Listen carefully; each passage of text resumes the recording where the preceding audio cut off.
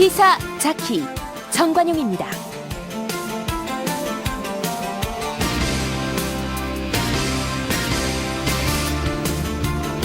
여러분 안녕하십니까? 정관용입니다. 지난 23일 김종필 전 국무총리가 노환으로 별세했죠. 한국 정치사에 산 증인이 떠난 것에 대해 애도의 물결이 이어지고 있습니다. 하지만 역사적 평가에 대한 논란 또한 거센데요. 대한민국 현대 정치사의 거목이지만 독재 권력 2인자로 민주주의를 훼손한 과도 너무나 크다. 그래서 정부가 국민훈장 무궁화장을 추서한 것에 대해 찬반 양론이 팽팽히 맞서는데요. 여러분은 어떻게 생각하십니까? 오늘 2부 시간에 양쪽 주장 함께 들어보겠고요. 잠시 후에는 오늘 바른미래당 신임 원내대표로 당선됐죠. 김관영 의원 연결해서 위기에 처한 바른미래당 어떻게 이끌 것인지 들어보고요. 그리고 매주 월요일 꾸며드리는 이슈 토크 시간에는 연일 내홍으로 몸살 앓고 있는 자유한국당의 쇄신 방안에 대해서도 함께 토론해 보겠습니다. 잠깐 광고 듣고 시작하죠.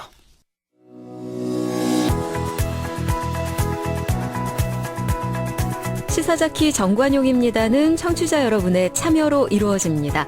단문 50원, 장문 100원의 정보 이용료가 부과되는 문자 샵 1212로 보내셔도 되고요. CBS 어플리케이션 레인보우로는 무료로 의견 남기실 수 있습니다. 아주 편리하게 방송을 다시 들으실 수도 있는데요. CBS 레인보우를 통해서도 가능하고요. 팟캐스트 그리고 팟빵을 통해서도 언제든 지난 방송 함께 하실 수 있습니다. 지방선거 패배 이후에 비대위 체제로 전환한 바른미래당, 오늘 의원총회를 열고 새로운 원내대표로 김관영 의원을 선출했네요. 자, 목소리 직접 들어봅니다. 김관영 신임 원내대표, 안녕하세요.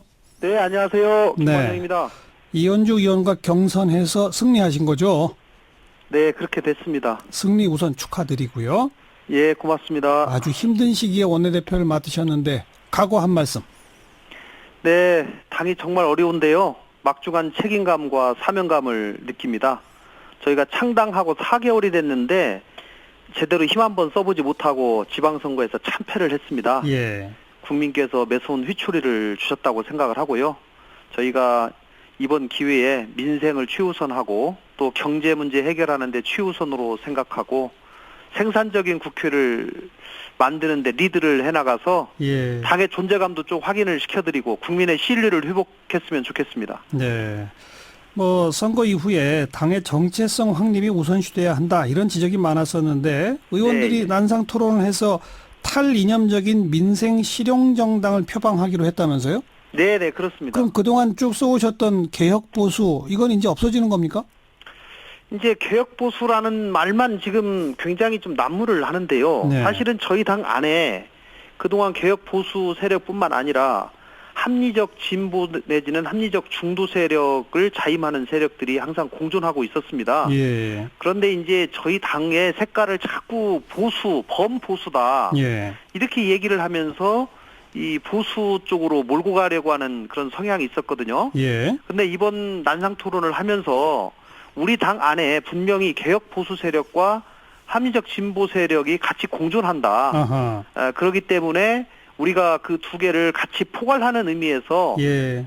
양 진보와 보수의 양 극단을 배제하고 탈이념적인 민생 실용정당을 표방하자 이렇게 의견을 모았던 겁니다. 그러면 이제 언론에서 범보수로 바른미래당을 위치시키는 거에 반대하시는 겁니까?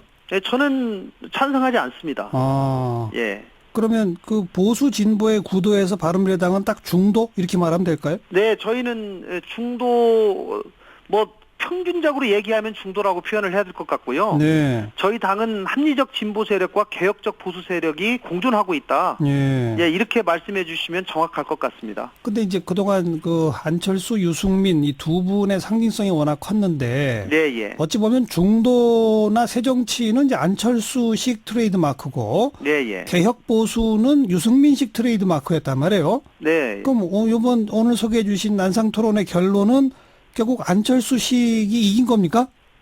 그렇다고 보기는 어렵고요. 어느 한쪽 색깔로 저희를 하나로 규정하려고 하는 저는 시도는 맞지 않다고 생각하고요. 예. 저희가 정책을 당에 정체성을 낼 수 있는 정책을 고민해서 발표를 하면 예. 그 정책이 어떨 때는 진보 성향, 어떨 때는 또 보수 성향 이런 예. 것을 띌 것이라고 생각하고요. 예. 그거에 대한 사후적인 평가는 국민들께서 해주실 것이라고 생각합니다. 네. 자, 당의 정체성 부분 여쭤봤고, 이제 세력에 있어서는 조금 아까 언급한 유승민, 안철수계가 뭐 공천 과정에서부터 사사건건 대립해서 지방선거 때문에 당내의 계파 갈등이 더 심해졌다. 이런 지적이 있습니다. 어떻게 보세요? 그런 지적 겸허하게 받아들입니다. 실제로 뭐 사실을 보면 그 통상적인 정당에서 있을 수 있는 이 공천 과정에서의 갈등 정도인데요. 예. 저희가 특별히 이 합당한 지가 지금 얼마 되지 않고 예. 합당하면서 이제는 계파 싸움 하지 않겠다. 또 우리가 정말로 하나 돼서 한번 해보겠다. 이렇게 얘기를 해놓고 예.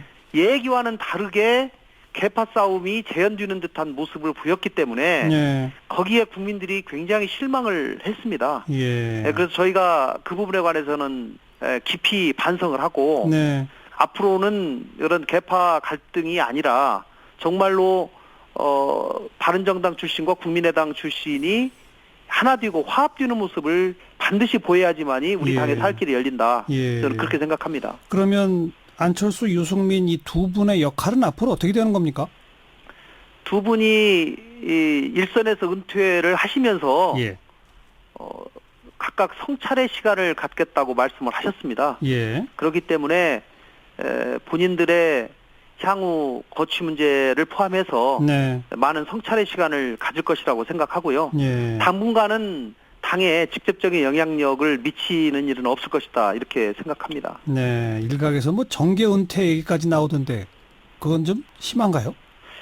이제 그렇게 뭐 주장하시는 분도 뭐 있을 수 있고요. 네. 안철수 대표의 많은 장점이 있음에도 불구하고 그 장점을 제대로 평가해 주시는 분이 있는 반면에 예. 또 뭐 아쉬운 정치력이 아무래도 부족하다 또 이렇게 혹평을 하시는 분들도 계시고 예. 또 일부에서는 또 정계 은퇴까지도 말씀하시는데 예. 저는 본인의 판단을 존중하는 것이 가장 옳다 이렇게 생각을 하고요. 예. 본인 스스로가 그동안에 정계 입문한 이후 지금까지의 전체 과정을 깊이 성찰해보겠다. 예. 그리고 무엇이 부족한지를 꼼꼼히 챙겨보겠다라고 말씀하셨기 때문에 예. 저는 그런 성찰이 있은 후에 본인이 적절한 결정을 하고 또 국민들 앞에 말씀을 하실 것이라고 생각합니다. 혹시 미국에서 귀국한 후에 만나보신 적 있으세요?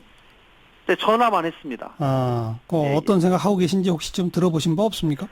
구체적으로는 못 들어봤고요. 네, 저는 어쨌든지 당분간 성찰의 시간을 좀 길게 가졌으면 좋겠다. 예. 라는 저의 개인적인 의견을 말씀드렸습니다. 유승민 의원도 긴 성찰의 시간을 가질까요?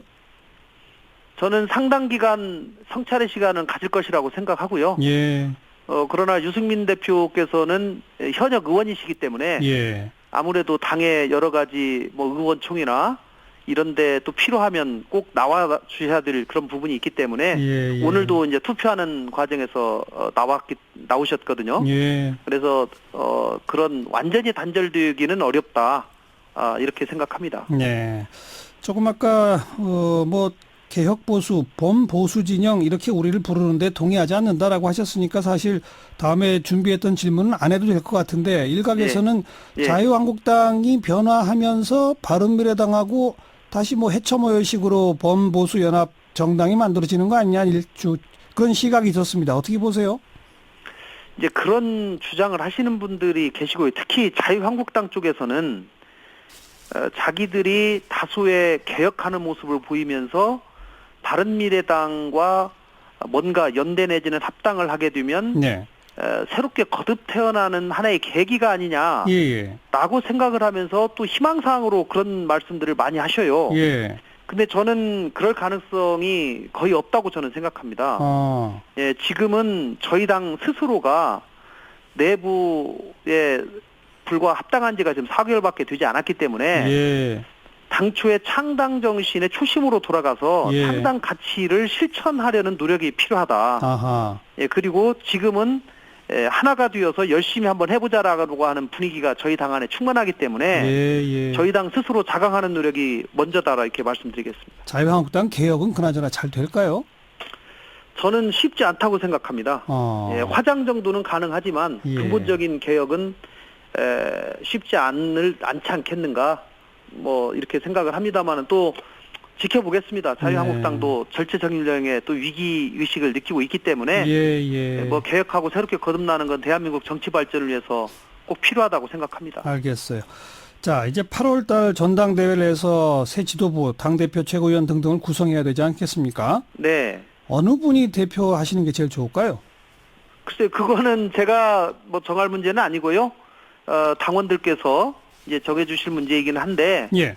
저는 지금 당이 혁신을 해야 되고 근본적인 변화를 해야 되는 또 시점인 것이 맞습니다. 예. 특히 안철수 전 대표, 유승민 전 대표가 두 분이 일선에서 물러나셨기 때문에 예. 그 두 분이 당의 리더십을 갖고 있지 않은 상황에서도 우리 당이 제대로 굴러간다. 네. 그리고 더 단결해서 당의 정체성을 제대로 보여준다. 네. 라고 하는 그런 리더십을 보여줄 수 있는 예. 그런 당대표가 나오기를 희망하고 예. 또 앞으로 약 40일 정도의 시간이 있기 때문에 네. 그 기간 내에 당내에 많은 의견들이 모아질 것이라고 생각합니다. 손학규 전 대표 나오신답니까?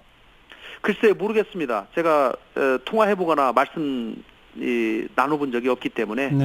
예. 김관영 원내대표께서는 젊고 강한 당을 만들겠다 이렇게 일성을 내뱉으셨는데 손학규 전 대표가 나서시는 거는 젊고 강한 거랑은 조금 이미지가 다르고 어떻게 예. 보세요? 그래서 그 대목은.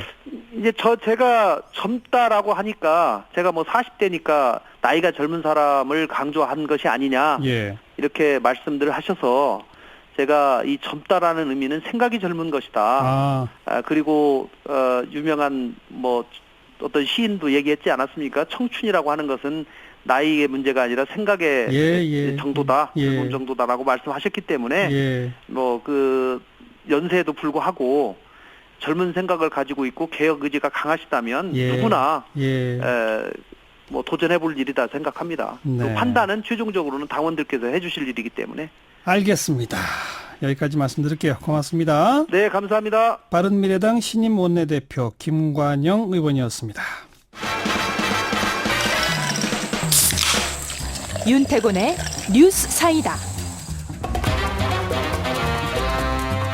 윤태곤 실장 어서 오십시오. 네, 안녕하세요. 네, 방금 이제 뭐 바른미래당 전당대회 얘기했습니다만은 여당이고 이번 선거에서 압승한 더불어민주당 전당대회가 사실 더 관심사죠. 그렇죠. 그 각 당 전당대 8월에 쭉 잡혀 있지만은 상황이 다르고 민주당은 또 분위기가 다르죠. 그러니까요. 이제 그리고 내일 모레면 이제 7월 아닙니까? 예. 서서히 전당대 분위기가 떠오르고 있어요. 네. 예. 출마선은 공식적으로 한 사람도 있죠. 예. 박범계 의원 지금 현재 당 수석 대변인입니다. 예. 페이스북에 민주당 전당대회 당대표 출마를 준비하며 이런 제목의 글을 올렸어요. 문재인 대통령의 높은 지지율과 지방선거 압승 분명히 기회다. 하지만 현안이 산적해 있고 잘 해내지 못하면 촛불혁명의 주역들은 등을 돌릴 것이다. 젊음을 바탕으로 일 잘할 유능한 혁신가로 자리매김하고 싶다. 저는 누구보다 우리 당의 장단점을 잘 안다. 예. 출사표를 던졌습니다. 네. 뭐 어쩔 수 없이 친문이냐 아니냐 이거 구분할 텐데 친문 인사로 분류되죠? 그렇죠. 박범계 의원은 참여정부 때 법무비서관 지냈고 문 대통령이 그 정치 입문한 직후부터 계속 주위에 있었어요. 네. 현 정부 들어와서도 이제 법사위를 중심으로 해가지고 적폐청산, 뭐 사법개혁 이런 분야에서 핵심적 역할을 계속 수행해 왔고 예. 비문계로 분류되는 이종걸 의원도 며칠 전에 이제 라디오 방송에서 전당대 출마를 시사하긴 했는데 직접적으로 밝힌 건 박범계 의원이 처음입니다. 네. 네. 또 어떤 분들이 전해철 의원 역시 페이스북에 글을 올려가지고 강력한 당정 협력으로 국정의 구심을 확고하게 하고 당 혁신을 주도에 흔들림 없이 실천해야 한다. 여당으로서 야당과 혁신 경쟁을 주도적으로 이끌어야 한다. 예. 당원들 소통이 유기적으로 이루어질 수 있어야 한다. 이 내가 나간다는 말은 안 했는데 우리 당은 이렇게 돼야 된다. 방향을 이렇게 제시한 거예요. 예. 그리고 최재성 의원 같은 경우에는 이번 재보궐선거 전부터 전대 출마를 시사했지 않습니까? 그랬죠. 이번에도 역시 혁신의 힘은 당원이고 승리의 근거도 당원이다. 전대를 지으면서 저를 두고 논쟁이 많다. 당원과 함께 이야기하는 것이 정치인의 올바른 태도다. 하면서 최재성 소환 당원 토론을 좀 셀프로 제안했습니다. 셀프 제안. 예. 네. 또 많죠. 지금 말씀드린 의원들은 허리급이에요. 냉정하게 말하자면은 예. 더 위에 중진급들, 원로급들로 보면은 일찌감치 전당대 준비해온 인물이 김진표 의원이 있어요. 김진표 예, 의원. 경제통이고 현 정부의 이제 인수위격인 국정기획자문위원장 지냈고 네. 또 북방경제자문위원 맡고 있는 송영길 의원 준비하고 있고 그리고 이 노무현 정부 국무총리 출신 7선 최고참 이해찬 의원도 예. 이름이 오르내리고 있는데 이해찬 전 총리는 잘 모르겠는데 김진표, 송영길 이 두 사람은 곧 본인들이 뭔가 입장을 밝힐 것 같아요. 네. 또 얼마 전에 여론조사에서 당대표 적합도 1등이 김부겸 장관이었잖아요. 이 문제에 대해서 본인은 매우 말을 아끼고 있습니다. 근데 제가 알기로는 지난주 후반에 몇몇 민주당 의원들이 김 장관 찾아가가지고 전대 출마를 강력하게 권유했어요. 예. 뭐 똑바로 대답은 못 들었다. 네. 그러던데 안 한단 말도 안 했다는 거예요. 예. 한단 말도 안 했지만은 예. 지금까지 쭉 거론된 사람들만 거의 한 10명 가까이 되는데 또 더 있죠? 뭐 한 20명 됩니다. 이렇게 나눠볼 수 있을 거예요. 실제 전당대 출마할 사람하고 애드벌룬만 띄울 사람하고 나눠볼 수 있고 그리고 대표 출마 선언을 했다가 최고위원으로 돌아설 사람도 있을 거예요. 예. 그리고 대표로 쭉 직진하는 사람도 있을 것이고 지금 이제 민주당의 룰이 약간 미확정된 게 있는데 예. 지금은 최고위원들이 이게 뭐 시당 위원장들이 돌아가면서 한 이런 식이거든요. 예. 그건 좀 부족하다. 최고위원을 선출해야 된다 이번에는 이런 공감대는 당내 광범위합니다. 근데 예. 이런 게 있어요. 대표하고 최고위원 경선을 같이 하느냐 따로 하느냐. 그렇죠. 이게 뭐 집단 지도 체제, 단일 지도 체제 이렇게 나누기도 하는데 그렇죠. 이게 뭐가 되냐면은 대표 경선을 해가지고 1등은 대표, 2, 3, 4등은 최고위원 이렇게 되는 게 있고 그게 이제 약간의 집단 지도체제 그렇죠. 형식. 대표 따로 뽑고 최고위원 따로 뽑고 리그를 따로 하는 게 있어요. 예. 이게 이제 뭐 단일성 집단 지도 체제 예. 이렇게 되는데 얼핏 보면은 이른바 주류에서는 뭐 집단 지도 체제보다는 단일 체제를 원할 것 같은데 예. 그렇지도 않은 게 예. 대표 경선 해가지고 2, 3, 4등도 최고위원이다. 이러면 주류들이 다 나갈 가능성이 높아요. 뭐 2인 선거고 4인 선거고 이런 거랑 비슷한 거거든요. 그렇죠. 예. 그러면 주류가 싹쓸이할 가능성이 매우 높다. 예. 이런 식으로 하면 1인당 또 2표씩 던지기도 하고 그러잖아요. 그렇죠. 예. 근데 아니죠. 한 표 던져가지고 하는 경우도 있고 2표 던져가지고 하는 경우도 있는데 근데 대표 최고위원 따로 뽑으면은 네. 투표하는 사람들이 아무래도 대표에다 주류했으면 최고위원은 비주류가 하는 것도 괜찮을 것 같은데 이런 식 균형 감각이 발휘가 되고 네. 또 비주류는 최고위원 경선에 집중할 가능성이 매우 높거든요. 그렇죠. 그렇다면은 지도부에 어쨌든 비주류가 진입할 가능성이 열리는 거예요. 일부라도. 그렇죠. 예. 뭐 6대4, 7대3 이렇게 되는데 지금 이 룰에 대한 설왕설래들이 당에서 조금씩 나오고 있는데 제 생각에는 이 문제 곧 수면 위로 떠오를 겁니다. 이번 민주당 전당대회 핵심 이슈는 결국 당정 호흡이겠죠. 그렇죠. 그러니까 친문 핵심이 당을 맡아서 책임 있게 나가야 된다. 뭐 이런 이야기. 아까 이제 전해철 의원 말씀드리면은 뭐 강력한 당정 협력 이런 이야기를 했던데 예. 그 외에는 약간 오히려 그럼 청와대 부담이 너무 커진다. 당대표는 약간 색깔이 옅은 사람이 맞는 게 확장성, 유연성을 넓혀가지고 청와대 네. 부담을 덜어줄 수도 있다. 이런 논리가 부딪힐 거예요. 예. 근데 이게 냉정하게 보면 지금 민주당에 내가 비문이요 하는 사람은 단 한 명도 없습니다. 없죠. 예. 네. 제가 볼 때는 조금 더 생산적인 다른 쪽에 전선이 그어지는 게 여권 전체를 위해서 좋지 않을까 싶네요. 아직 뭐 한 20명까지 거론된다는 걸 봐서는 초반부의 초반부니까 그렇죠. 이제 좀 더 서서히 걸러져야죠. 좁혀질 겁니다. 네, 예. 수고하셨어요. 감사합니다. 윤태곤 실장이었어요.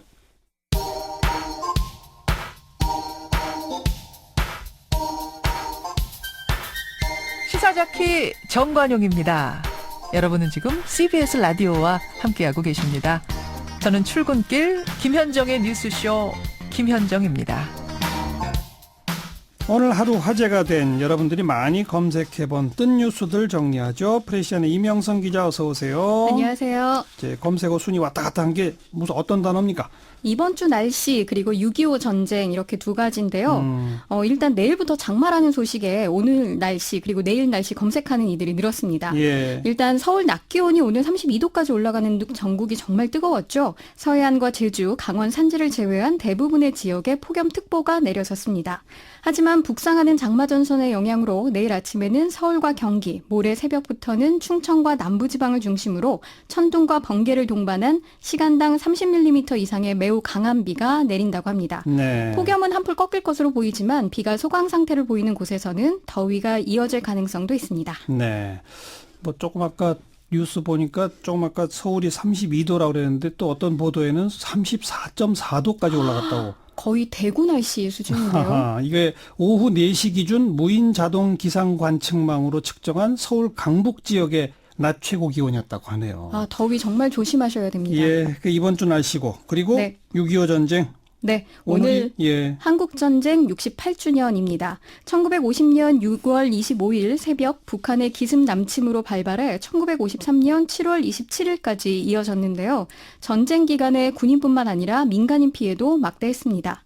알려진 사망자 수만 137만 명이 넘을 정도여서 전쟁으로 가족과 이웃을 잃지 않은 사람이 없다는 말이 네. 나오기도 했습니다. 예. 곧 남북 이산가족 상봉 행사 열리죠. 그렇습니다.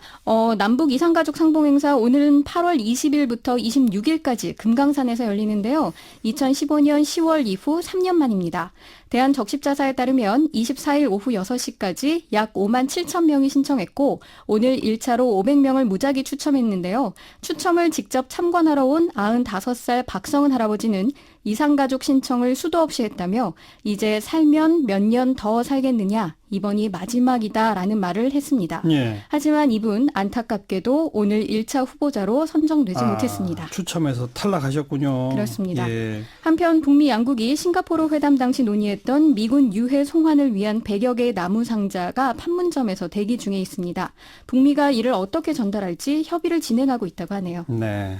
6.25 한국전쟁은 아직도 안 끝난 거예요. 그렇습니다.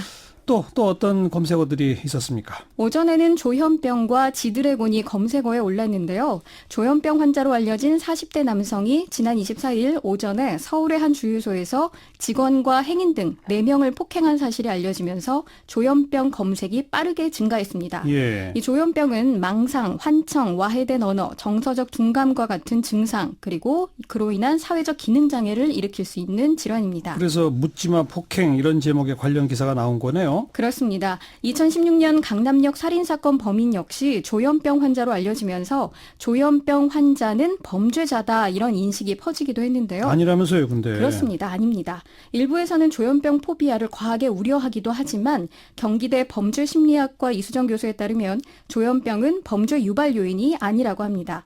대부분의 조현병 환자들은 약물 처방으로도 안전히 살 수 있고 강력 범죄자 중 실제 조현병 진단을 받은 사람은 0.04%에 지나지 않습니다. 네. 그리고 지드래곤? 네, 지드래곤 지금도 검색어 10위 안에 올라와 있는데 네. 본명이 권지용 씨죠. 현재 신분은 일병 권지용으로 현재 육군 3사단 백골부대 소속 포병으로 생활하고 있습니다. 예. 그런데 이 권지용 씨가 군 생활 4개월여 동안 수차례 병원을 찾았을 뿐 아니라 현재 대령에게 제공되는 특실에 입원해 있다는 보도가 전해졌습니다. 예. 지난 5월에 발목 불안전증 진단을 받고 9박 10일 병가를 얻어 민간 병원에서 수술을 했는데요. 이후 6월 들어 발목 통증을 다시 호소하면서 9박 10일짜리 병가를 또 내고 현재 입원 중인 상태입니다. 근데 대령 병실에 입원해 있다? 네, 그렇게 이건 뭐 단독 스타 보도됐습니다. 특혜 아니냐 이런 얘기로군요. 군은 논란이 일단 가열되자 권지용 씨가 입원 중인 국군 양주병원에 대령실은 존재하지 않는다라고 밝히며 1인실에 그래요? 입원 중이라고 전했습니다. 대령실은 없고 그냥 네. 1인실인 건 맞다. 네. 예. 군이 밝힌 바에 따르면 권 씨의 사생활 보호 요청이 있었기 때문이라는 건데요. 그러면서 코골이가 심한 병사도 1인실에 머물 수 있다라고 말했습니다. 글쎄 그거 가지고 특히 시비가 될지 모르겠고요. 강진 여고생 시신 발견됐죠? 네, 실종 8해 만에 강진 여고생으로 추정되는 시신이 발견됐습니다. 맞아요. 아직은 추정입니다. 네, 아직 확실하게 나온 건 아닌데요. 네. 국립과학수사연구원이 1차 부검을 했는데 뚜렷한 외상은 발견되지 않았습니다. 경찰에 따르면 시신이 얼굴과 정확한 키를 식별하기 어려울 정도로 부패했다고 하는데 예. DNA 분석 결과는 이르면 오늘 중 나올 것으로 보입니다. 차분하게 기다려 봅시다. 네, 수고하셨어요. 감사합니다. 프레시안 이명선 기자였습니다.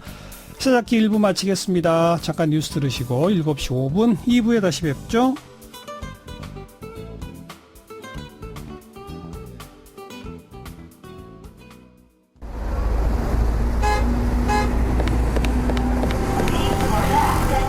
퇴근길에 만나는 알찬 뉴스 정보.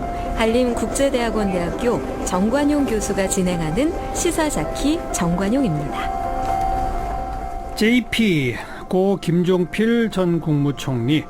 오늘 정부는 민간인이 받을 수 있는 최고 등급 훈장이죠. 국가훈장 무궁화장을 추서했습니다. 하지만 찬반 논란은 여전히 뜨겁죠. 오늘 양쪽 입장 차례로 듣겠습니다. 먼저 이 JP와 함께 정치를 하셨던 분이죠. 현재 아시아경제연구원 이사장이십니다. 박찬종 변호사 연결합니다. 변호사님 안녕하세요. 네, 안녕하십니까. 네, JP를 박찬종 변호사께서는 한마디로 뭐라고 표현하시겠어요? 조선조 시대 개혁군주, 이를테면 정조임금 시대에 태어났다면 예. 그가 명재상으로 역사에 크게 기록될 수 있었던 분이다. 왜 그런가 하면 시, 서, 화, 음률에 아주 능하거든요. 예. 그리고 로맨티스트고, 그러니까 정조임금도 아주 시, 서, 화, 음률에 능했던 분이니까 아하. 이 콤비가 아마 잘 만나서 잘 조합이 됐을 것이다. 예. 이게 파란 많고 질곡의 시대를 살아가고 우여곡절이 많은 이런 나라에서 시, 서, 화, 음률, 로맨티스트가 그 처음부터 끝까지 좋은 얘기만 듣고 지내기는 어려웠을 것이다. 그런 점에서 JP의 일생을 돌아다 보면 좀 안타까운 점이 있지요. 네. 지금 훈장 추서에 대해서 찬성 반대 양론이 뜨거운 건 알고 계시잖아요. 네. 우리 박찬종 변호사는 당연히 훈장 추서해야 한다는 입장이십니까? 당연히 줘야 된다. 이거보다도 예. JP니까 그 국민훈장을 줄만한 분이다. 네. 저는 그렇게 생각합니다. 왜 그런가 하면 예.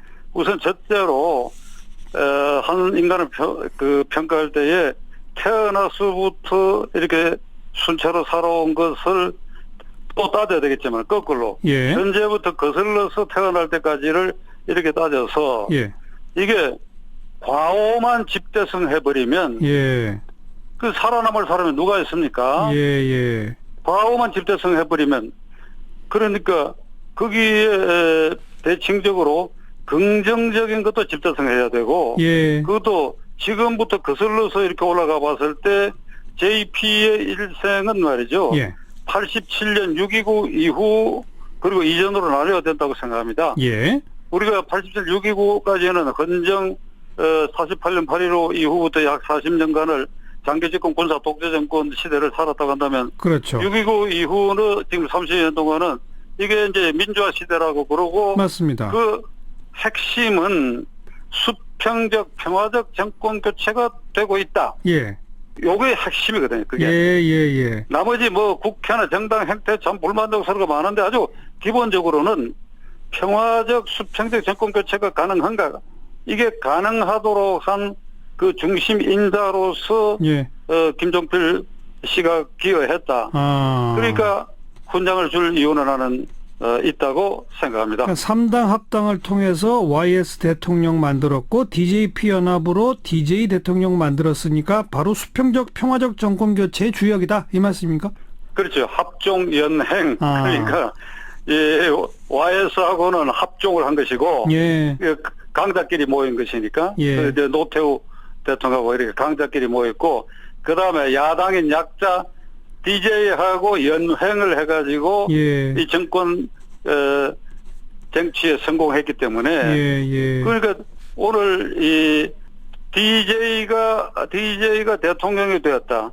그래서 그 5년 정권에서 노무현 대통령이라는 싹이 텄다. 네. 노무현 대통령 5년 정권에서 문재인 대통령이 운명적으로 대통령 될 수 있는 기회가 부여됐다. 예. 이렇게 봤을 때 문재인 대통령 자신이나 문재인 대통령의 참모들도 아하. 그 JP를 그렇게 그냥 뭐 청와대 홈페이지에서 말하는 대로 뭐 5.16 군사 구테타 주역이고 하는 거기에만 경도돼 가지고 예. 그 조문 가는 것도 머뭇거리고 결국 안 가기로 한 거 이거 나는 잘못됐다고 생각합니다. 대통령이 직접 조문을 가는 게 옳다.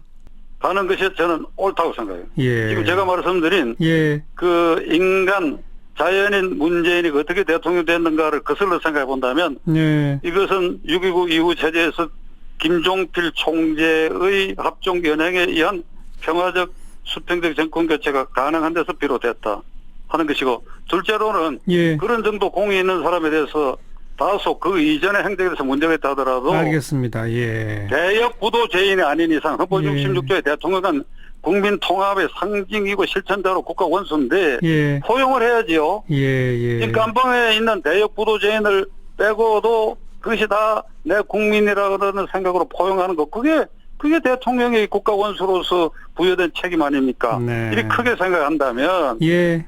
조문을 갈 듯 하다가 그 이낙연 총리가 오실 것 같다 이렇게 얘기했잖아요. 그 나는 어렵게 가는 줄 알았더니 안 간다. 네. 그 뭐 참모들 의견도 그렇고 청와대 홈페이지에도 실컷 그렇다.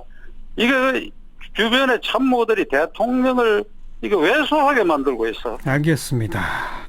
그 박현정 변호사께서 87년 6.29 이후의 공을 특히 강조하셨기 때문에 저도 뭐 5.16 쿠데타 주역이다, 뭐 한일 국교 정상화 과정에서 잘못했다, 뭐 옛날 얘기를 거론하는 것보다 그러면 87년 이후의 정치에서 JP에 대해서 이런 표현이 있습니다. 지역주의와 계파주의를 심화시켜서 정당 정치를 퇴행시켰다. 이런 평가는 어떻게 생각하세요? 저는 지역주의와 정당 정치를 퇴행했다고 하는 거 동의를 하고, 예. 저는 개인적으로 DJP 연합의 피해자 희생자입니다. 예, 그렇죠, 그렇죠. 예. 92년 서울시장 선거 때 제가 무소속으로 나가니까 DJ께서는 DJ 나름대로 그 당 공천받으라고 끈질기게 저를 말하자면 회유라 그러죠. 요청을 했고, 그랬죠. JP는 JP대로 그 자유민주연합 공천받아 그랬어요. 서울시장 선거에 DJP 연합이 성공된 겁니다. 그렇죠. 네, 그러함에도 제가 아하. 그러함에도 이건 긍정적으로 평가해 드려야 되겠다 이렇게 생각합니다. 지역주의 또 심화시킨 거 이것도 분명히 인정하고 그건 잘못됐다고 볼 수도 있으나 그보다 더 큰 우리 역사의 변화, 이른바 수평적 정권 교체의 공이다 이 말씀이군요. 예, 그건 큰 공이죠. 예. 네. 여기까지 말씀 듣죠. 고맙습니다. 네, 감사합니다. 네, 아시아경제연구원 이사장 박찬종 변호사였고요. 자, 이번에는 훈장 추소에 반대하는 역사학자 한 분 연결합니다. 역사 N교육연구소 심용환 소장 안녕하세요. 네, 안녕하세요. 심용환입니다. 네.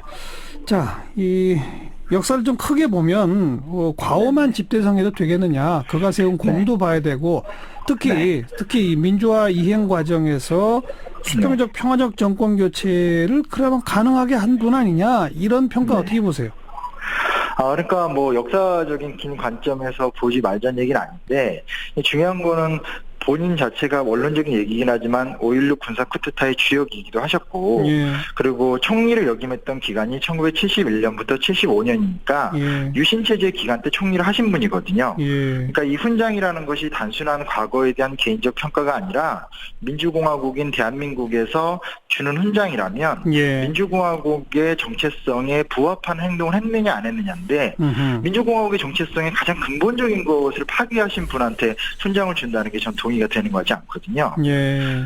네. 그리고 뭐 아까 이제 말씀하신 것도 들었지만 예. 어떤 그 3당 합당 이후에 공로를 얘기한다고 하지만 사실 냉정히 따지면 6.25 항쟁 이후에 야권의 어떤 분열 속에서 후보 단일화가 안 되는 상태에서 예. 그걸 잘 이용하면서 계속 성공하셨던 거잖아요. 예. 그렇다면 아주 냉정히 따지면은 기회주의적인 태도라고 볼 수도 있겠고 아하. 그리고 실제로 김영삼 정부도 그렇고 김대중 정부도 그렇고 정권에 들어선 다음에 개혁 스탠스로 갔다가 다시 보수적 정치개혁을 펼친다라든지 이렇게 오락가락하는 측면들이 많았잖아요. 네. 그런 것들을 생각해 본다면 6.29 이후의 상황 속에서도 사실은 민주주의 발전은 굉장히 정체나 저해한 요소가 정치가로서 역할도 많지 않은가라는 생각도 들고요. 근데 그 표현 바로 앞에 야권 분열을 이용해서 이제 이런 표현을 이 심용환 소장께서 쓰지 않았습니까? 네네. 사실 어찌 보자면 YSDJ가 분열한 거 그게 더 문제 아니었던가요? 그러니까 뭐 그 김영삼 김대중 대통령 전 대통령들의 책임을 뭐라고 그러는 건 아니고요. 네. 다만 그 분열한 상태에서 김종필 어떤 정치인이 네. 정말로 민주주의를 지켜내기 위해서 나라도 나서서 여기서 민주화 이행에 큰 공을 세웠다 이런 과정으로 보기에는 과거에 유시인의 경력도 있으시고 그 이후에 어떤 정치적 선택도 굉장히 보수적인 선택들을 해오신 분이기 때문에 예. 김종필이라는 존재가 의지를 갖고 민주공화국의 어떤 뒷받침을 위해서 본인을 헌신해서 YS와 DJ를 살렸다라는 말은 좀 어폐가 있는 것 같다는 거죠. 네, 그 정도 공은 아니다 그 말씀이고. 네, 그렇죠. 네. 뭐 그 원래 이제 5.16 쿠데타, 그다음 유신체제 총리, 그리고 또 뭐 한일 국교 정상화 이런 것들이 가장 큰 잘못이라고 보시는 거죠? 그렇죠. 왜냐하면 한일 국교 정상화 같은 경우도 지금 현재 존재하는 독도 문제나 뭐 일본에서 있는 어떤 그런 그 문화재 반출 문제라든지 예. 뭐 원자력 피폭당한 문제, 제일교포 문제, 그리고 예. 위안부 문제까지 사실 지금 한일 간에 있는 중요한 걸림돌이나 양국 간의 갈등 것들이 대부분 다 한일협정 당시에 진행됐던 것들인데 예. 그것을 가장 적극적으로 주도했던 분도 김종필 씨잖아요. 예. 그런 것들을 생각한다면 어떻게 마냥 그러니까 과오의 탑을 쌓자는 것이 아니라 사람이 아무리 죽었다고 하더라도 그렇게 많은 과오를 무시하고 훈장을 주겠냐 이게 너무 어폐가 있다라는 거죠. 역사적으로 봤을 때. 그러면 훈장 추서한 거 취소해야 하는 게 옳다 이 말씀인가요? 근데 개인적인 의견을 물으면 당연히 지금이라도 취소했으면 좋겠고요. 네. 왜냐하면 이게 우리나라 훈장제도의 문제가 이게 이제 이승만 정부 때 만들어진 다음에 이승만 대통령이 거의 본인이 제일 먼저 받으셨거든요. 그래서 네. 어떻게 보면 너무 정치적으로 악용된 측면이 있는데 지금이라도 국가가 주는 훈장이라는 건 이 국가가 지향하는 가치 그리고 이 나라가 벌써 70년이 됐으니까 쌓아온 어떤 역사적인 힘 속에서 이렇게 판단되는 좀 좋은 제도로 탈바꿈이 됐으면 좋겠어가지고요. 예. 과거와 같은 관행이 안 됐으면 좋겠습니다. 근데 정부가 밝힌 바로는 2010년 이후에 별세한 그 이영덕, 박태준, 남덕우, 강영훈 전 총리 이 네 명의 전직 총리 가운데 뭐 두 분은 생전에 이미 무궁화장을 받았고 두 분은 별세 네. 후에 무궁화장을 추서받았다. 이런 전례를 네. 따랐다라고 하는데 그러니까 좀 아까 심영환 소장 말씀하신 것처럼 전례가 그렇다 하더라도 이번부터는 바꾸자 이 말인가요? 그렇죠. 왜냐하면 그런 어떤 과거에 진행됐었던 훈장의 관행 같은 것들을 보면 그냥 유력한 정치인이나 우리 사회에서의 주류로서의 큰 힘을 발휘했던 분들한테 살아생전을 주거나 죽은 다음에 주는 경향이 많았는데 예. 지금의 대한민국의 수준 자체가 유월항쟁을 넘어서서 대통령을 탄핵하고 민주정부를 이렇게 만들 수 있을 정도의 아주 성숙한 민주공화국으로의 시스템이 갖춰진 상황인데 예. 과거와 같은 관행으로 다시 할 필요가 있느냐? 아니 차라리 이런 게 논쟁이 됐으니 음흠. 이 시점부터 다시 좀 어떻게 국가가 누군가를 기억하고 기릴 것인가에 대해서 새롭게 예. 재정립했으면 좋겠다는 생각이 들고요. 예. 외국 같은 데도 보면 1차 세계대전 때 훈장을 주는 것과 2차 세계대전 이후에 훈장을 주는 방식이 완전히 바뀌거든요. 아. 그런 것처럼 저는 충분히 지금은 바뀔 때가 됐다고 생각합니다. 훈장 주는 기준 자체를 국가적으로 다시 한번 논의해서 재정립해보자. 그렇죠. 그렇죠. 네. 훈장과 별개로 대통령이 조문하는 거에 대해서는 어떻게 생각하십니까? 그러니까 그러니까 대통령이 조문을 안 하고 훈장을 주는 형식인데, 예. 저는 이게 너무 정치적 판단으로 들어갔다는 생각이 드는 게, 예. 정치적으로 본다면 대통령이 안 가고 그 훈장을 주니까 의미가 퇴색됐다라고 느끼겠지만, 예. 역사적 관점을 본다면 시간이 지나고 남는 건 대통령이 갔냐 안 갔냐가 중요한 것이 아니라 국가가 가려고 하는 훈장이거든요. 예. 그러니까 실제로 더 중요한 건 대통령이 가고 안 가냐가 중요한 것이 아니라 예. 훈장을 주느냐 안 주느냐가 중요한 거겠죠. 예. 네. 그러니까 네. 그래서 훈장 이 추서를 지금이라도 취소하는 게 옳다는 입장이신데 네네. 그와 별개로 대통령 조문은 있을 수도 있다 이렇게 보시는 거예요? 그쵸. 차라리 그거는 어차피 정치인들이 하는 선택이니까 그럴 수도 있지 않을까 생각이 드는데 아하. 저는 정치가들이 감당할 수 있는 영역과 후대가 역사적으로 평가할 수 있는 영역을 좀 분리해서 접근하는 것이 올바르지 않는가라는 생각이 들고 대통령의 선택과 상관없이 훈장제도만큼은 이제라도 좀 이렇게 역사적 관점에서 봐야 되지 않을까. 왜냐면 이완용 같은 사람들한테 옛날에 뭐 귀족, 자귀족 이랬던 것들 지금 다 동의하지 않는 주제잖아요. 그런 것처럼요. 네. 여기까지 고맙습니다. 네, 감사합니다. 역사엔 교육연구소 심영환 소장의 이야기까지 들어봤습니다. 여러분은 어떻게 생각하십니까?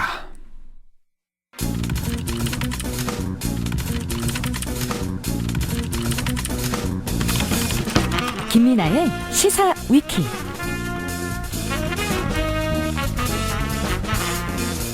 김민아 기자 어서 오십시오. 안녕하세요. 시사위키 오늘 첫 번째 항목은요? 방금도 얘기했는데 김종필 전 총리에게 훈장을 추서한다는 정부의 방침이 논란이니까요.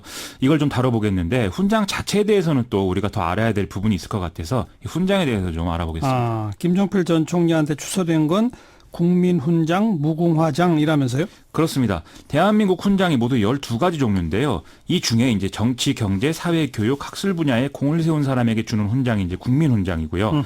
이 국민훈장은 다시 무궁화장, 모란장, 동백장, 모련장, 석류장 이렇게 나누어지는데 무궁화장이 이제 최고 등급이라는 것이죠. 그러니까 12분야 가운데 분야는 국민훈장이고 그 가운데 1, 2, 3, 4, 5등급 가운데 1등급이다. 이거군요. 그렇습니다. 국민훈장, 무궁화장 그동안 많은 사람들이 받았다면서요? 그렇습니다. 방금 이 전 총리들 말씀은 주신 것 같고 그 외에도 이제 반기문 전 유엔 사무총장이 받은 바 있고요. 또 김수환 추기경이라든지 울지마 톤지의 실제 주인공으로 알려진 이태석 신부 등도 받은 바 있습니다. 예. 또 세월호 참사 특조위원장을 맡았던 이석태 변호사가 올 4월에 받은 바 있고요. 박근혜 전 대통령의 변호를 맡았던 김평우 변호사의 경우에도 2012년에 법률문화 발전에 기여한 공로다 해서 받은 바 있습니다. 예. 또 특이한 사례 중에 황장엽 전 북한 조선노동당 비서가 또 받은 그런 사례도 있습니다. 그래요. 일각에서는 이거 취소해야 한다 막 그러는데 훈장 취소될 수도 있는 거죠? 그렇습니다. 상훈법을 보면은요, 이 서훈 공적이 허위로 판명되거나 국가안전에 관한 죄로 형을 받았거나 적대 지역으로 도피한 경우, 또 형법, 관세법, 조세법, 처벌법에 규정된 죄를 짓고 사형, 무기 또는 3년 이상의 징역이나 금고의 형을 받은 경우, 이제 이런 조건에 들어가면 국무회의의 심의를 거쳐서 서훈을 취소할 수 있다 이렇게 돼 있거든요. 예. 여기에 들어간 사례가 이제 전두환, 노태우 두 전직 대통령이었던 것이죠. 다만 이 두 사람은 무궁화 대훈장의 경우에는 유지를 하고 있는데 이것은 공적에 따라서 주는 게 아니라 대통령직 자체에 주는 것 때문이다라는 게 행안부의 설명이었습니다. 아하. 즉 무궁화 대훈장이라는 것은 대통령직을 지내면 그냥 다 주는 훈장이라는 것이죠. 그 무궁화 대훈장 빼고 나머지 훈장들은 취소됐다. 그렇습니다. 예. 훈장이라는 게 정부가 주는 거다 보니까 정치적 논란이 불거질 가능성이 늘 있죠. 그렇습니다. 그래서 일전에 KBS가 역대 정부의 이 서훈 내역들을 이 소송을 통해서 70만 건 넘게 이제 확보를 해서 다큐멘터리도 만든 적이 있을 정도인데요. 이승만 박정희 정권에서 친일 인사들에게 집중적으로 훈 포장 수요가 됐다. 이런 내용들이었고요. 또 5.16 쿠데타나 삼선 개헌 등의 독재의 기틀을 마련한 그런 이제 고위직들에게 훈장을 이제 포상으로 준 경우가 이제 많은데 반대로 민주주의에 기여한 공로로 수여한 서훈은 없었다. 이런 사실들도 지적이 됐었습니다. 그 말씀하신 그 다큐멘터리는 방송되기도 어려웠었죠? 그렇습니다. KBS의 당시 상층부가 이례적으로 방송 내용의 수정 내지는 삭제 이런 것들을 이제 지시를 했었고요. 그리고서도 방송 날짜를 확정을 해주지 않아서 8개월 동안 이게 방송이 안 됐었거든요. 2016년 2월 달에야 비로소 방송이 됐는데 이것도 이제 2부작 다큐멘터리가 당시 1부작만 방송되는 등의 좀 진통이 계속이 됐었습니다. 예. 그래서 결국 나머지 내용은 탐사 전문 독립 언론 뉴스타파를 통해서 공개가 된 바 있고요. 이런 것 자체가 이제 훈장 수여의 좀 정치적 측면 이런 거를 보여주는 거 아니겠습니까? 앞에서도 말씀하셨겠지만 앞으로 이제 훈장 수여에 관련한 기준을 좀 바꿔가야 될 필요가 있지 않나 이런 생각을 좀 들게 하는 사례라고 보겠습니다. 네. 시사위키 두 번째 항목은요? 지난주에 종부세 관련 소식들 전해드렸는데요. 오늘 좀 일종의 애프터 서비스를 할 필요가 있을 것 같습니다. 대통령 직속 정책기획이 산하 재정개혁특위의 개편안 발표 이후에 언론과 전문가들의 논박이 지금 오가는 상황이 이어지고 있어서입니다. 한쪽에서는 세금 폭탄이다라고 비판하고 한쪽에서는 별로 올린 것도 없다라고 또 비판하고 그렇잖아요. 그렇습니다. 보수 언론 중심으로 재정개혁특위가 내놓은 4개 안 중에 가장 강력한 안이 선택되는 걸 기준으로 해서 이러면 강남권의 세금 폭탄 떨어진다. 이런 이제 기획 보도를 많이 했거든요. 이런 상황이 되니까 어제 기획재정부가 좀 이런 지적에 대해서 직접 반박에 나서는 이런 상황이었습니다. 뭐라고 반박했어요? 가장 강력한 안인 이 공정시장 가액 비율과 세율을 모두 높이는 방법을 적용을 하더라도 시가 30억 원짜리 주택을 보유한 다주택자를 가정할 경우에 종부세액은 현재보다 최대 59만 원에서 174만 원까지 이 정도의 증가하는 수준에 그친다. 이런 얘기인데요. 예. 이렇게 늘어난 종부세액은 보유주택 시가 대비로 따지면 0.17에서 0.21% 수준이기 때문에 예. 결과적으로 이게 세부담이 급격히 늘어나는 게 아니다라는 설명입니다. 이 수치는 이제 OECD 평균을 보면은 0.33%이기 때문에 여기도 못 미친다 이 얘기인 것이고요. 예. 또 세율 변화 등으로 세금이 이제 늘어나더라도 재산세와 종부세의 합이 전년도보다 50% 넘게 늘어나지 못하도록 하는 제도인 세부담 상한제라는 게 지금 있기 때문에요. 이 실질적인 부담은 더 적을 수밖에 없다라는 게 기재부 설명입니다. 네. 또 일각에선 다주택자들이 이 종부세 때문에 집을 팔 정도는 아니다 이런 반응도 또 있죠. 그렇죠. 대놓고 말하자면 이 정도의 세금 인상폭은 결국 세입자에게 전가하면 되는 수준이다. 뭐 이런 얘기인 건데요. 따라서 임대소득 과세가 앞으로 이제 세제 개편안에 포함될 가능성도 있다. 이런 전망도 나오고 있습니다. 그렇죠. 임대소득 과세는 정부가 그동안 쭉 추진을 시도해 왔지만 이 반발이 계속 있어서 올해까지 지금 유예된 상태인데요. 내년부터는 14% 세율로 뭐 분리과세 되는데 이 기준이 이제 강화될 가능성이 전망이 되고 있습니다. 하지만 또 뚜껑은 좀 열어봐야 알 수 있겠죠. 네. 자, 또 반대쪽에서는 이거 뭐 거의 올린 거 없다, 맹탕이다 이런 비판도 있죠. 그렇습니다. 뭐 누구는 폭탄이 아니고 뭐 콩알탄 수준에 불과하다 이런 얘기까지 했는데요. 오늘 아침 MBC 라디오에 참여정부에서 정책실장을 지냈던 이정우 경북대 명예교수가 이제 나왔는데요. 이게 이제 큰 방향에서 동의하기가 어렵다. 지금과 같은 형태의 종부세보다는 차라리 국토보유세를 도입을 해서 이걸로 이제 그 토지를 가진 모든 사람에게 세금을 걷고 반대급부로 기본소득을 지급해서 소득 분배를 개선할 필요가 있다. 이런 주장을 내놓기도 했습니다. 또 주진형 전 하나투자증권 대표도 오늘 아침 KBS 라디오에 나와서 정부와는 뭔가 좀 잘못되어 간다는 느낌이다. 결론적으로 뭐 보유세를 별로 안 올리겠다는 거 아니냐 이렇게 비판하기도 했습니다. 왠지 좀 정부가 소극적이다 이런 그 지적이지 않습니까? 그렇습니다. 그 이유는 뭘까요? 이게 좀 선거도 이겼는데 좀 세게 나가도 좋지 않을까 이런 생각이 들지만 종부세 트라우마를 무시할 수는 없다 이런 얘기도 이제 나오고 있는데요. 예를 들면 2004년에 이제 탄핵 역풍 때문에 열린우리당이 총선에서 당시에 대승을 거뒀는데도 2005년에 이제 노무현 전 대통령이 하늘이 두 쪽 나도 집값은 작겠다면서 이 종부세 과세 대상을 확대를 하니까 2006년 지방선거에서 여당이 대패하더라. 뭐 이런 얘기가 나오고 있는 것이죠. 예. 그러니까 뭐 지방선거에서는 압승을 했지만 실제로 유권자 지형이 여당 우세로 굳어질 것이냐 이건 아직 모를 일이다 이거죠. 그렇습니다. 지금 계속 이제 그 자유한국당이 너무 미워서 더불어민주당 찍었다 이런 사람들이 많은 거다. 이 민주당이 잘해서 지방선거 이긴 거 아니다 이런 얘기 많이 나오지 않습니까?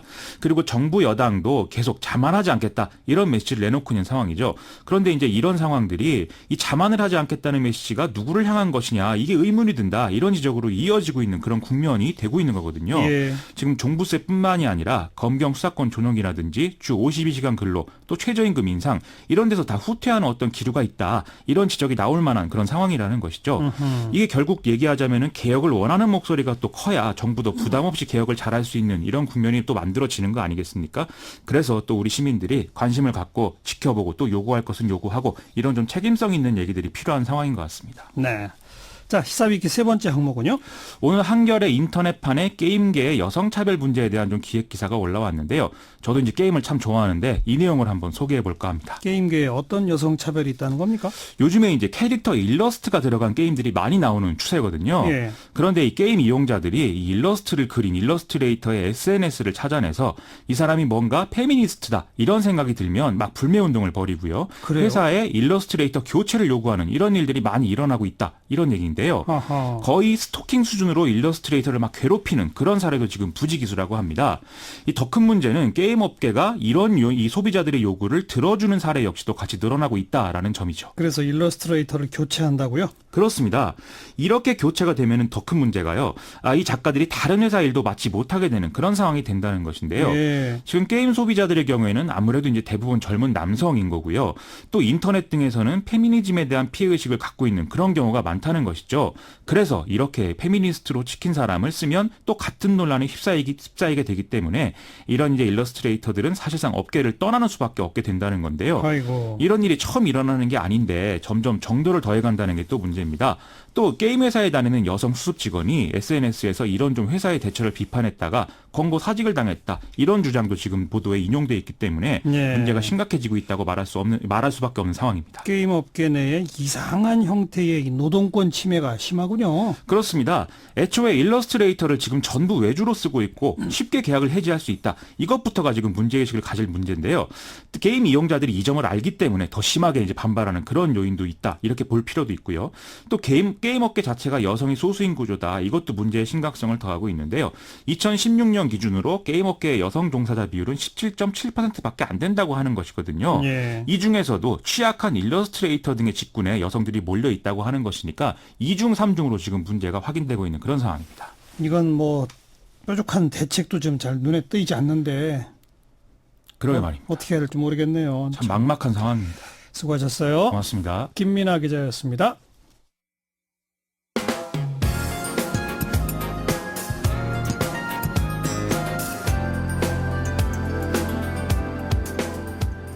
친절하고 재미있는 시사풀이 CBS 라디오 시사자키 정관용입니다.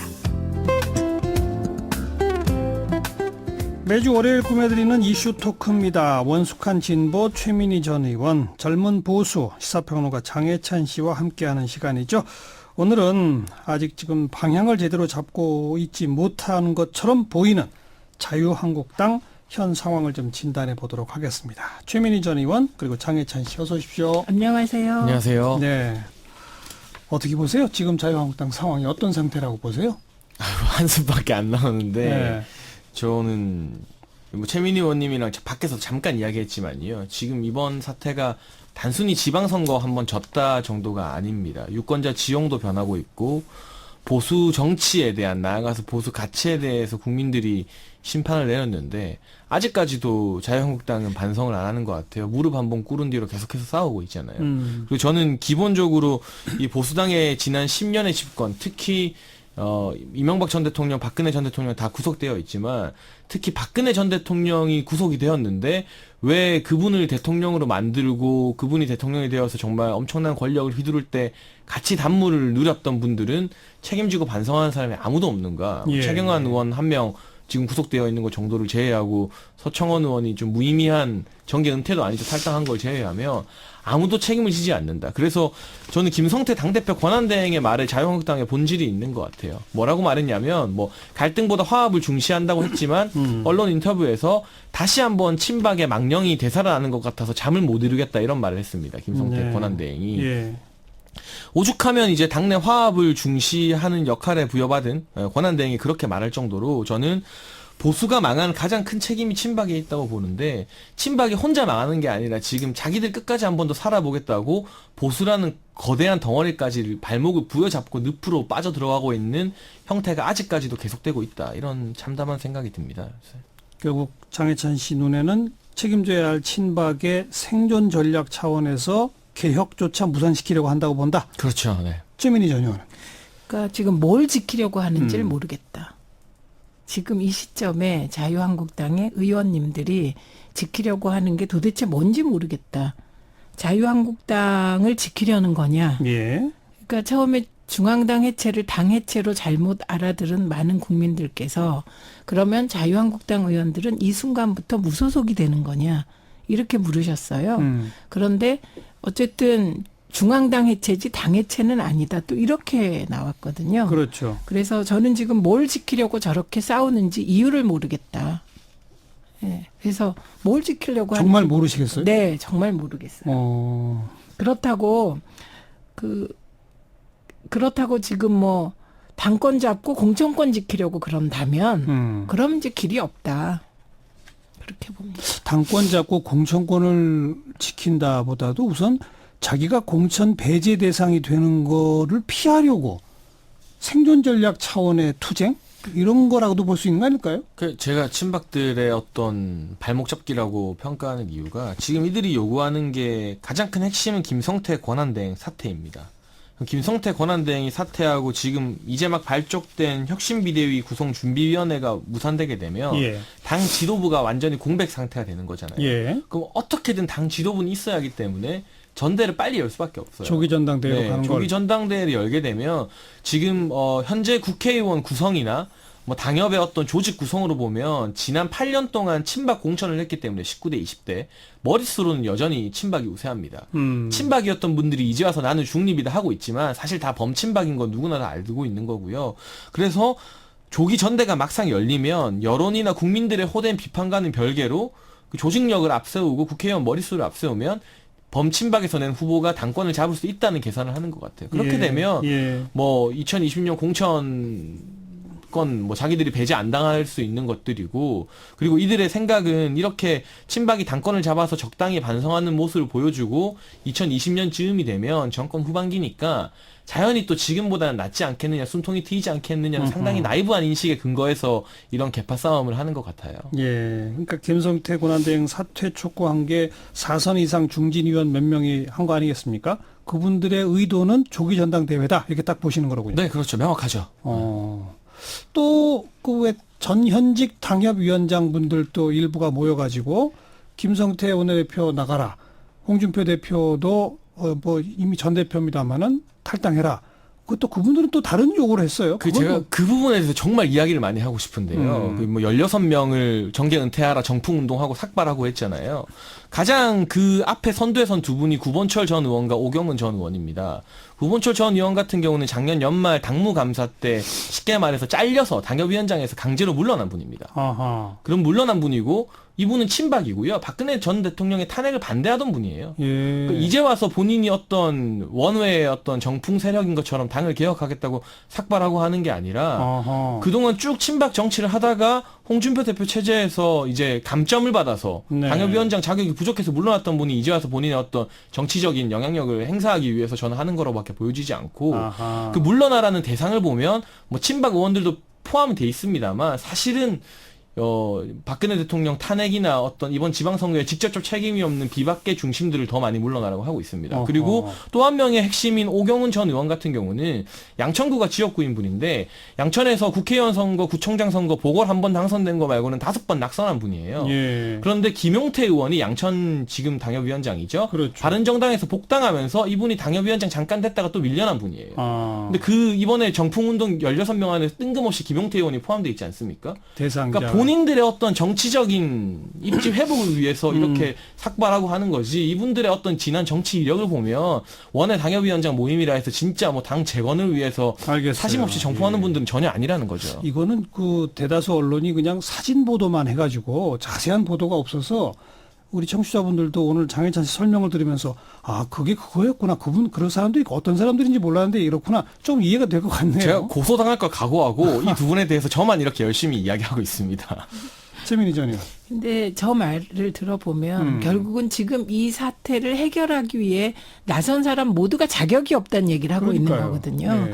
그리고 특히 저희가 바라보기에 절망적인 거는 대개 이럴 때 초재선들이 나서는 거잖아요. 초재선들이 나서서 당의 미래를 얘기하고 그중에 혁신 그룹이 있고 이런 겁니다. 예. 그런데 이 혁신 그룹이 과거에 박근혜 전 대통령으로부터 공천을 받고 박근혜 키즈였다가 갑자기 지금 나타나서 혁신을 얘기하면 안 되는 거고 나름 혁신적인 과정을 통해서 정치에 입문하고 우연히 자유한국당에 들어가고 이런 게 있어야 되는데 지금 80명에 달하는 초재선 의원은 사실상 거의가 다 박근혜 키즈인 거거든요. 네. 예, 그리고 지난 총선 때도 박근혜 마케팅으로 당선된 분들이고 진박 간별이 횡행하던 때 공천받은 거기 때문에 위기는 오히려 어느 누구도 권위를 가지고 이 사태를 정리할 단위가 없다.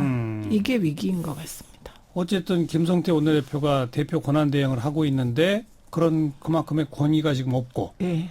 또 4선 이상 중진 뭐 이분들의 목소리는 아까 장혜찬 씨 설명대로 조기 전당대회 하자는 얘기니까 또 힘이 없고. 그거는 그분들은 뭐 명약 관화하죠. 당권 이번에 이제 당권 지키려고 하는 거다? 김성태 원내대표 물러나라고 한 분들이 초재선도 아니에요. 그러니까 다 4선 4선 이상이야. 이상이니까 그러니까요. 다 당권 도전을 할 만한 분들이거든요. 그리고 초재선들은 다 박근혜 퀴즈라서 또 안 된다. 대부분이 박근혜 퀴즈. 그럼 누가 합니까? 그래서 외부에서 정말 강력한 인사를 데려오는 수밖에 없는데 사실 국민들의 지지를 받을 만한 외부에 참신한 인사가 지금 자유한국당을 재건해야 하는 십자가를 질 가능성은 상당히 낮지 않겠어요. 그래서 지금 유력하게 거론되는 분들 보면 뭐 훌륭한 분들 많이 거론되고 있습니다. 본인들 의사랑 상관없이. 하지만 대부분의 인사들이 60대 후반 70대더라고요. 보면 지금 뭐 혁신 비대위에서 뭐 후보로 거론하는 인물들이요. 근데 저는 물리적인 나이도 참 국민들 봤을 때 이제는 좀 중요하지 않은가 싶어요. 당을 재건하고 재창당할 정도의 혁신을 하는데 60대 후반 70대의 노정객들을 모셔와서 하는 것이 과연 국민들 보기에 개혁으로 보일 것인가. 그리고 또 하나 현실적인 변수는 지금 비대위원장이 되어봤자 공천권이 없습니다. 선거가 2년 뒤에나 있기 때문에. 그럼 공천권이 없는 상황에서 비대위원장이 강력하게 혁신을 하고 인적 쇄신을 할 때 국회의원들이 과연 가만히 있을 것인가 반발할 가능성이 크거든요. 그냥 뭉개도 되는 상황이기 때문에 이 혁신 비대위 자체가 구성이 제대로 될지 그리고 비대위원장이 온다고 하더라도 과연 어떤 권한으로 칼을 휘두를 수나 있을지 그 부분이 상당히 많이 우려돼요. 정말.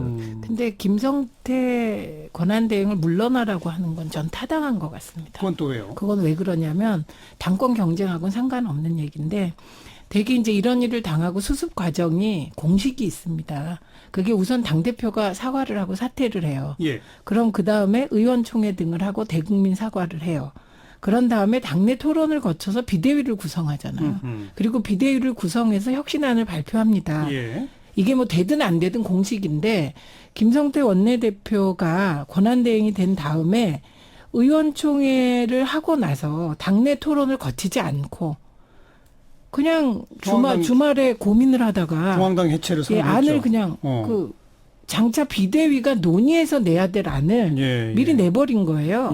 그래서 구태청산하고 기득권 해체하고 뭐 이런 얘기를 하고 나서 6월 18일 오전에 나타나서 중앙당을 해체하겠다. 원내 정당화하겠다. 혁신 비대위를 구성하겠다. 이렇게 얘기를 했습니다. 이렇게 되면 비대위는 뭘 하죠? 그러니까 비대위에게 인적 청산만 맡겨보겠다는데 이미 비대위에 가이드라인을 제시해 놓고 지금 비대위 준비위를 저는 비대위 준비위는 처음 본 것 같아요. 글쎄 말이에요. 예, 그런데 그 비대위 준비위에 보면 배현진 아나운서도 들어갔더라고요. 네. 그러니까 이런 식으로 사실은 이 어려울 때 그나마 할 수 있는 게 민주적 절차라도 지켜놓으면 절차에 의해서 권위가 생기는데 그 절차에 의해서 권위가 생길 길마저 막았기 때문에 김성태 원내대표가 과연 버틸 수 있을지 그리고 계속 버틴다면 반발로 인해서 진짜 당이 원하지 않는 해체의 길 그러니까 분당되고 깨지는 과정으로 가지 않을까 이런 생각입니다. 글쎄 분당도 뭔가 주도하는 세력이 두 세력은 딱 주도가 보여야 분당되는 거 아닌가요?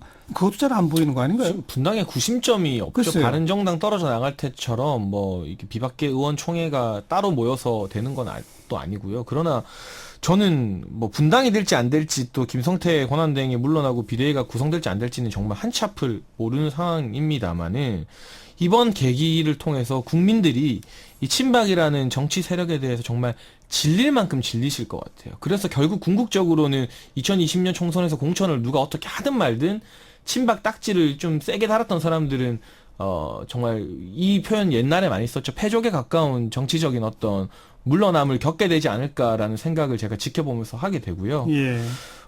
친노가 여러 정치적 부침이 있었을 때 지금 안희정 전 지사 언급하는 게 조심스럽습니다만 스스로 패족을 선언하면서 자중하는 모습 보였잖아요. 저는 그래서 화려하게 부활할 수 있는 단초가 됐다고 보는데 친박 같은 경우는 그 모시던 주군이라고 할 수 있는 박근혜 전 대통령이 지금 구속돼서 1심에서 20몇 년을 구형받고 이런 상황에서도 누구 하나 자신들의 어떤 정치적 책임을 지거나 반성하거나 본인들은 이제 이 책임을 함께 지고 물러나겠다 말하는 사람이 한 사람도 없습니다. 서청원 의원마저도 이제야 뒤늦게 정계 은퇴가 아닌 탈당이거든요. 정계 은퇴하신 것도 아니에요. 심지어 이 선언이. 이런 걸 보면 어떻게 이렇게 최소한의 염치가 없는 정치 세력이 뭐 이명박 정부 때도 있었지만 그때도 사실은 초기 총선 제외하면은 친박들이 당을 잡고 계속 흔들었잖아요. 여당을 잡고. 근 10년 가까이 보수당의 어떤 주류 역할을 했을까. 이거 참 보수가 이 과오를 회복하기 위해서는 참 정말 뼈아프고 어두운 시간을 많이 겪어야겠다는 생각이 들어요. 오늘 장해찬 씨, 최민희 전 의원 두 분 다 이 자유한국당의 이 상황에 대해서 지극히 우려하는 마음 그러면서 또 비판적으로 언급하고 계신데 어떻게 해야 바른 길로 가는 건지 제안들은 안 하시네요. 그냥 먼산 불 보듯이만 하시는 것 같은데. 저는 좀 그래도 되는데 장해찬 씨는 좀 스탠스가 좀 그런 것 같고요. 그러니까 결국은 누가 희생하냐, 누가 책임지고 희생하냐, 누가 고양이 목에 방울을 달 거냐 우리가 얘기하잖아요. 근데 스스로의 목에 방울을 달아야 되는 건데 그걸 못하고 있기 때문인 것 같은데요. 저희는 가슴 아픈 일이지만 2007년 대선에서 저희 민주당 쪽이 530만 표 차로 졌잖아요. 대패했죠. 네, 그때도 괴멸적 대패였고 그게 이어져서 2008년 총선에서 80여 석밖에 못 얻었으니까 그렇죠. 그 또한 대패였던 거죠. 근데 그때 제가 지금도 기억나는 게 정동영 후보가 그때 대권 후보였는데 도대체 이 진보라는 가치를 어디로 끌고 가야 될지 모르겠다. 마지막에 선거가 끝나고 솔직히 고백하는 걸 봤어요. 그래서 안개 속을 헤매는 느낌이었다. 이런 얘기를 사석에서 했거든요. 근데 그 후로 그 이명박 대통령이 그 대승 때문에 사실 그때 좌파 괴멸시킨다고 좌파 척결 내세우고 대대적인 예, 사정을 했거든요. 예. 그 과정에서 노무현 대통령께서 서거하시게 됐고 2009년 5월 23일 이후로 다들 정신이 번쩍 든 겁니다. 그래서 진짜 근본적인 고민을 하기 시작했고 그래서 진보의 가치를 세우게 됐던 거죠. 그래서 그게 무상복지 시리즈였습니다. 예, 그게 예. 원래는 민노당 쪽에서 한 거지만 민주당이 사실은 중도 보수 정당이라고 해야 되잖아요. 민주당. 근데 민주당이 그런 진보의 가치를 받아들이면서 네. 2010년 교육감 선거하고 지방 선거에서 말하자면 복지국가 그 슬로건으로 그렇죠. 가치를 찾아와서 지금까지 온 거거든요. 예, 예. 그래서 그게 소득주도 성장까지 예. 이렇게 오게 되는 과정이기 때문에 이 다시 일어서는 과정에는 그럼 가치의 재정립이 필요하다. 예, 소탐 대실이 아니라 아하. 예, 지금 아까 사회자께서 말씀하셨듯이 내가 죽지 않기 위해서 무엇인가 하면 그건 소탐이고 네. 공익이 없는 거잖아요. 예, 예. 그래서 누군가는 공익적 관점에서 보수 전체를 위해서 정말 깊은 고뇌가 필요한데 그걸 안 하고 있는 것으로 보입니다. 젊은 보수 장해찬 씨가 한번 얘기해 보세요. 저도 뭐 자유한국당 당원이나 관계자가 아닙니다만 음. 보수 정치를 고민하는 사람으로서 이게 우선은 정치적으로는 감동을 주는 기득권 포기가 있어야 될 것 같습니다. 지금 김무성 의원의 불출마나 서청원 의원의 탈당 아무 감동이 없잖아요. 원래 이럴 때는 초재선들이 연대해서 불출마하거나 이 정치 혁신 바꾸지 못하는데 사과합니다 하면서 앞으로 남은 임기 희생하고 다음 총선 나오지 않겠습니다 해야 되는 거거든요. 예. 18대 홍정욱 의원 같은 경우도 비슷한 완전히 일치하진 않지만 그런 부분 국민들에게 충격을 주고 감동을 줄 수 있는데 초재선들이 너무 몸을 사리고 있고 자유한국당의 여러 의원들 중에서 우리가 그래도 국민들의 기대를 받고 개혁적인 인물이라고 판단되는 인물들이 오히려 먼저 나서서 불출마하는데 자신이 남은 2년 동안 미라를 되어서 한국당 혁신하는데 앞장서겠다, 백의 종군하겠다 이런 감동을 주는 불출마가 있어야 되는데 이 정도 개멸적인 피해를 입고도 불출마 선언이 없어도 너무 없다. 네. 초대선 몸살인 것도 말씀하셨지만 이게 좀 정치적으로 좀 해결이 돼야 될 것 같고요. 네. 역시 이 박근혜 정부를 사실은 보수 정부라고 불러야 되느냐에 보수 시민사회에서 논란이 많았습니다. 추진했던 여러 정책들이 진보 따라잡기 아니었는가. 진보적인 정책, 그 이미지가 굉장히 보수적인 정치인이지만 여러 정책의 결을 보면 왼쪽으로 좌클릭하면서 그냥 이념 없이 따라가다가 결국에는 우리가 민주당과의 차별화에도 실패했고 이 지경까지 왔다. 보수를 대표하는 철학이 하나도 없다는 지적들이 시민사회 안팎에서 뼈아프게 나오고 있는데 네. 지금 한때는 선망의 대상이었던 예를 들면 자유한국당의 여의도 연구원 같은 경우도 이제는 당대표 바뀔 때마다 하사품 주듯이 전리품 주는 기관으로 변했어요. 이런 게 미국의 헤리티지 재단처럼 정말 건강하게 대한민국의 어떤 보수 시민사회나 대학교의 어떤 보수 동아리들과 연계해서 보수적인 정책과 담론을 만들어내는 독립적이고 개별적인 연구재단으로 좀 자리를 잡았으면 좋겠어요. 이번에 임대료도 월 1억에서 월 2천만 원짜리로 옮기신다는데 그 아낀 돈을 딴 데 쓰는 게 아니라 이런 여의도 연구원의 헤리티지 재단처럼 보수 가치가 무엇인지 만드는 데 가야지. 지금 또 저는 김성태 권한대행 고생하고 있지만 아쉬운 게 뭐냐면 패배의 원인 이제 어떻게 할 거냐. 좀 더 중도적으로 좀 더 좌클릭하겠다는 말이거든요. 그거는 결국 박근혜 전 대통령의 한계를 못 벗어나는 일입니다. 지금 보수 정치인들이 전부 다 마크롱 배우기를 하고 있는데 이 사회당에서 어떤 정치적 실패를 경험했던 마크롱 프랑스 대통령이 상당히 우파적인 정책으로 프랑스 국민들의 지지를 받은 게 하루아침에 된 게 아니라 그 치열한 고민과 토론과 이런 게 있었는데 그런 물적인 토대 없이 그냥 선거 지면은 우리도 복지 좀 더 하겠습니다가 그동안 보수당의 일관된 전략이었습니다. 그거 갖고는 안 된다. 그게 아니라 보수면 보수답게 우파면 우파답게 기본부터 그 철학을 다져서 예. 승부를 해야 되지 않을까 하는 생각이 있습니다. 그런 가치 재정립에 관한 당내 토론조차도 지금 시작을 못 하고 있는 거죠. 그러니까 사실 거꾸로 지금 가치를 논하자고 하는 사람이 의외로 김진태 의원입니다. 그런 셈이네요. 예, 김진태 의원만 이게 우리 보수의 가치, 과거 지향이건 뭐건 가치를 버리면 존재 이유가 없지 않냐. 그래서 참 이게 아이러니한 상황이라고 봅니다. 한국당에 괜찮은 의원님들이 또 있으세요. 이제 김진태 의원 같은 경우는 어떻게 보면 이념적으로 가치에 충실하신 분이고, 저는 뭐 김종석 의원이나 추경호 의원처럼 경제 전문가들 있잖아요. 시장주의 전문가들 이런 사람들 또 뭐 제야에 있지만 예를 들면 국감에서 화제가 됐던 카이스트 이병태 교수 이런 분들 모셔와서 정말 자유주의나 시장주의 경제, 시장 보수로 돌아가자. 이제 안보 보수의 시대가 끝났다는 걸 인정하고 그런 경제 전문 국회의원들과 함께 예. 이 복지가 실패했을 때를 대비하는 토론을 지금부터 해야 된다고 생각합니다. 그런 토론이 만들어지려면 그래도 좀 당 분위기가 정리가 돼야 토론회가 시작될 수 있는데. 그러니까 지금 얘기한 과거에 자유한국당이 두려웠던 건 테크노크라트가 있었기 때문이거든요. 그게 뭐 경제 분야 뭐 등등이 있어서. 근데 지금은 그런 테크노크라트 찾기가 참 힘들어요. 그러니까 사실 전문성도 없다는 얘기가 되어버린 거죠. 그리고 이제 지금 안보 보수 얘기했지만 한 번도 자유한국당 쪽이 시장 보수였던 적이 없어요. 네. 사실은 보수의 핵심은 자유잖아요. 그럼 그 자유가 자본의 자유인데 사실 자본의 자유조차 충실하게 보호한 적이 있냐. 그 국정농단 과정에서도 기업들을 옥죄가지고 돈 뜯고 돈 내게 하고 이게 보수 아니거든요. 그러니까 이게 진짜 근본적인 반성이 필요하다는 게 안보 보수였던 적도 저는 없다고 생각해요. 왜냐하면 이명박 대통령부터 군대를 갔다 왔던 거예요. 그러니까 이런 문제부터 해서 진정한 안보 보수였나부터 네. 근본적으로 질문을 하게 됩니다. 근데 아무튼 자유한국당의 지금 모습으로 봐서는 이 어떤 것도 기대하기가 어렵다. 지금 두 분의 그 말씀 들어봤고, 이 내친 김에 짧게 바른미래당은 어떻게 될 거라고 보시는지, 민주평화당은 어떻게 될 거라고 보시는지. 저는 바른미래당 이야기 제가 좀 하면 김강현 원내대표 참 훌륭하신 의원님으로 제가 알고 있는데 유능한 분이에요. 네, 유능한 뭐 이렇게 정책이나 법적에서 해박하신 분인데요. 그러나 어쨌든 비대위원장과 원내대표 모두 지금 국민의당 호남계가 차지한 셈이 됐습니다. 과연 이 당의 화학적 결합이 잘 이루어질 것인가에 대한 핵심은 원내대표 누가 되고 비대위 누가 되는 게 아니라 안철수, 유승민 두 사람이 어떻게 하느냐거든요. 손학규 선대위원장도 죄송한 말씀이지만 그렇게 중요한 인물이 아니고요. 지금 국면에서는. 그런데 이 원내 의원들이 1박 2일 캠핑 가고 하는 자리에 안철수 전 후보는 따님 졸업식 보느라 미국에서 이틀 더 늦게 오느라 안 갔고 유승민 의원 같은 경우는 한국에 있었음에도 불구하고 그 자리에 안 갔어요.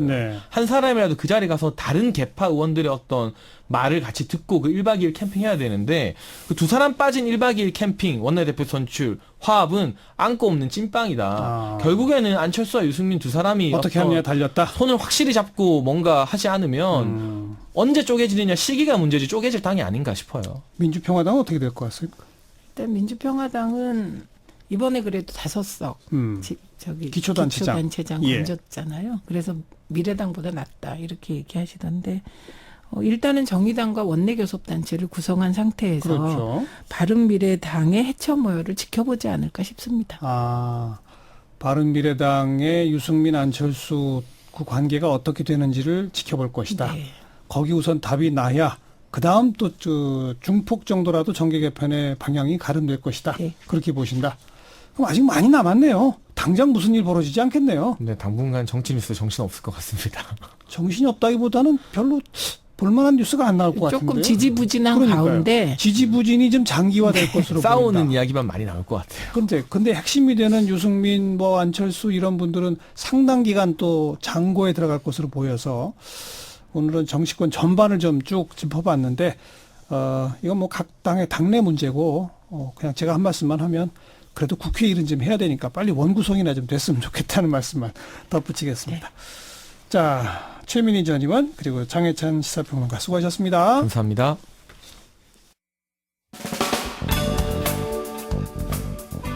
시사잡기 오늘 순서 여기까지입니다. 장맛비가 온다고 그러죠. 피해 없도록 대비 좀 하시기 바라고요. 내일 저녁 6시 30분에 다시 뵙죠. 안녕히 계세요.